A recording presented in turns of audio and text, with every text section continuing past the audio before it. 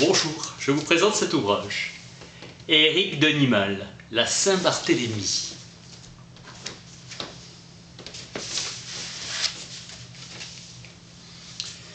Ce vendredi 22 août 1572, Charles IX, avec sa mère Catherine de Médicis, assure la régence. Royaume meurtri depuis François Ier.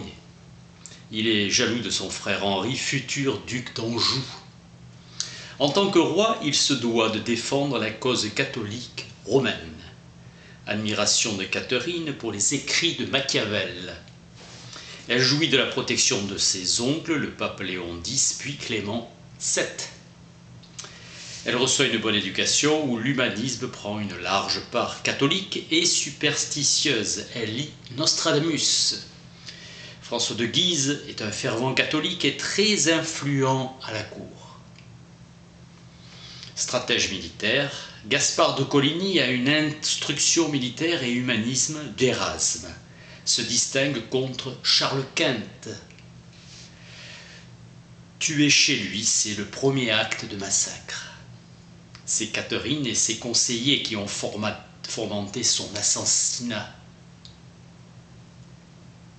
Le roi a besoin du soutien du pape pour maintenir son royaume face aux attaques et menaces de Quint et de Soliman.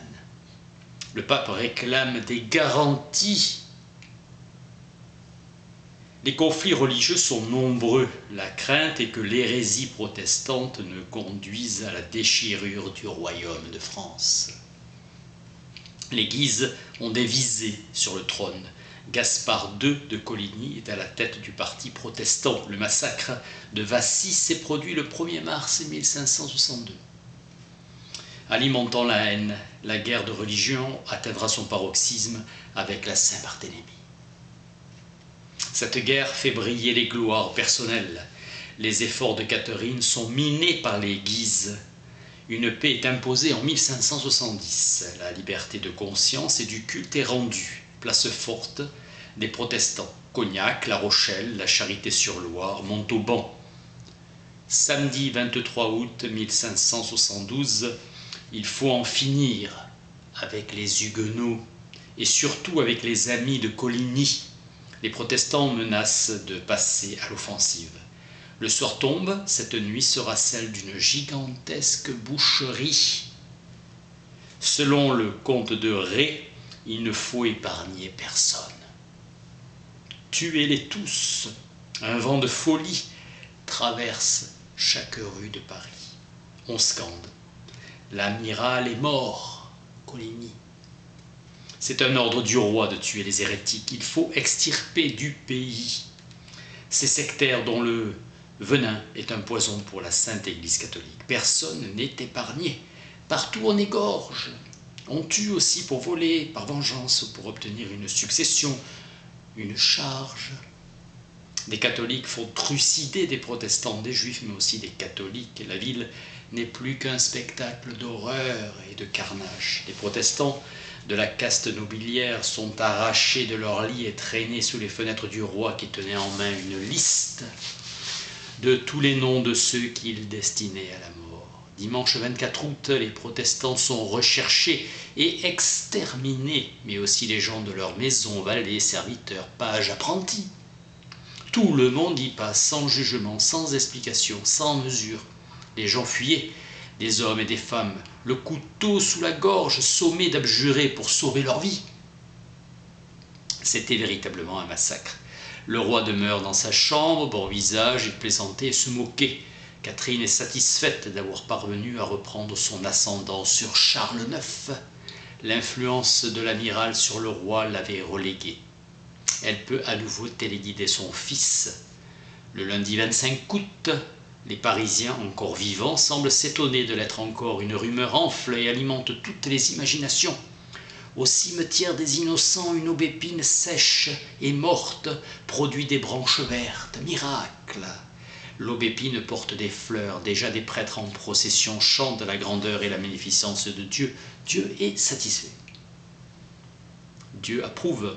Dieu donne une nouvelle parabole de son amour et une image de sa volonté. Il faut poursuivre la purification. Le massacre, plus autorisé par la volonté du roi, est légitimisé par Dieu lui-même. Les tueries reprennent, les prêtres dans les églises crient victoire, le peuple absous de ses meurtres, il est béni de son choix et de ses actions. Les massacres durèrent une semaine. On parlera de saison, la tuerie se propageant à Orléans, Bourges, Lyon, Rouen, Bordeaux, Toulouse, Albi, le 5 octobre. Les édits et les ordres du roi furent reçus diversement dans les provinces selon la passion du gouverneur. Charles, roi de France, mérite son nom de grand chrétien. Le pape explose de joie, la France, fille aînée de l'Église, ne s'enfonce plus dans les sables mouvants de la réforme luthérienne ou calviniste. Le royaume est délivré du péril, se réjouir de l'écrasement de la bête immonde que représente l'hérésie. Coligny était un ennemi de l'Espagne aussi. Élisabeth, la reine d'Angleterre, est frappée de stupeur. Genève ouvre ses portes aux réfugiés, 600 pour une population de 1500. Ambroise Paré, le chirurgien de Charles IX, qui a soigné de ses blessures Coligny.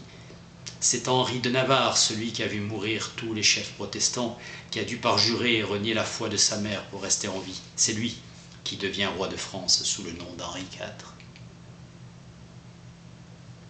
Beaucoup de Huguenots sont parvenus à échapper à la mort en abjurant. Beaucoup ont préféré quitter la France, le roi ne sachant tenir ni ses paroles ni respecter ses édits. Il semble qu'il y a eu 3000 morts sur les 300 000 habitants, les protestants étant estimés à 15 000. Saint-Barthélemy, patron des bouchers, 1500 ans plus tard, Paris a été transformé en boucherie. Barthélemy, missionnaire en Syrie, écorché vif en 72 après Jésus-Christ. Et Éric de Nimal, la Saint-Barthélemy. Merci.